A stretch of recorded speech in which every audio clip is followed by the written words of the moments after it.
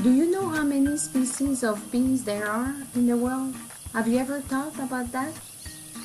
We mainly focus on honeybee, the media, the pictures of bees, and when think about bees, we often think about honeybees or bumblebees, but there are 20,000 species of bees worldwide.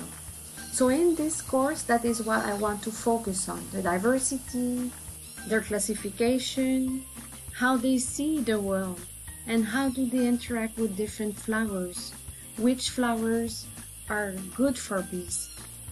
So my name is Annie Tremblay. I am a zoologist from Canada, and I have been living in Costa Rica for many years now.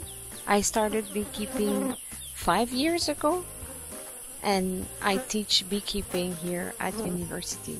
So with these courses, I want to share with you the different experiences I have with bees and how to preserve all this. So I'm going to teach you concrete actions you can take to help the bees around your neighborhood, how to get to know them, how to help them different ways. Come and join me, and then we'll go and save the bees together.